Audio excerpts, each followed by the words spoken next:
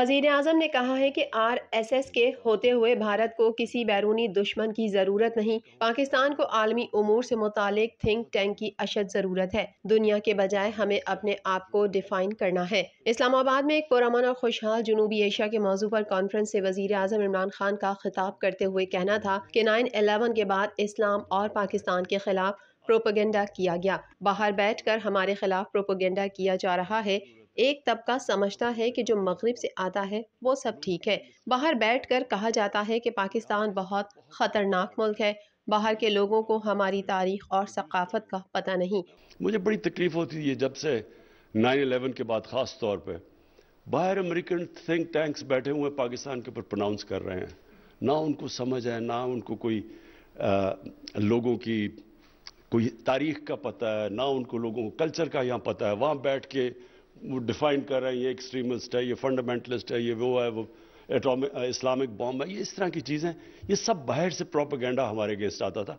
वजीर आजम का कहना था कि पूरी कोशिश करेंगे कि भारत से मसला कश्मीर पर बात करें। हमारी कोशिश होनी चाहिए कि मुज़ाकरात के जरिए मसाइल हल हो। बदकिस्मती से हमारा मुकाबला RSS के नजरिए से है। भारत में RSS का नजरिया पायदार नहीं है। भारत में 50 से 60 करोड़ अफराद को दूसरे दर्जे का शहरी कहा जा रहा है।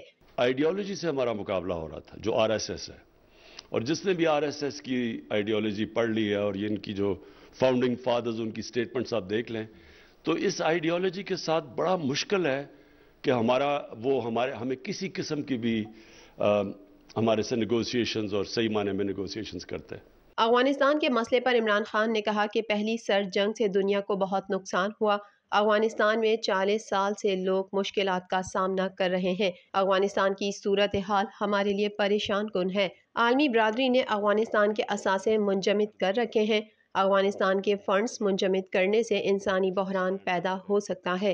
कोशिश है अफगान सूरत हाल पर दुनिया की तवज्जो दिलाई जाए। तो पाकिस्तान अपनी पूरी कोशिश करेगा, लेकिन जब तक कि अमेरिका के अंदर ये रियलाइजेशन नहीं आती कि अगर वो इसी तरह उनके फंड्स को फ्रीज कर दिया और उनकी इकोनॉमी को स्क्वीज कर दिया और ये ह्यूमैनिटेरियन क्राइसिस उधर चला गया जिस तरफ ये जा रहा है, तो इसका नुकसान तो सबको होगा। वजीर आजम ने मजीद कहा कि CPEC के फवाइद सामने आना शुरू हो गए हैं। अमरीका और चीन के दरमियान फासले कम करना चाहते हैं। उनका कहना था कि आलमी सतह पर मौसमियाती तब्दीली के मामले पर संजीदगी नजर नहीं आ रही। पाकिस्तान और भारत को मिलकर मौसमियाती तब्दीली पर काम करना चाहिए।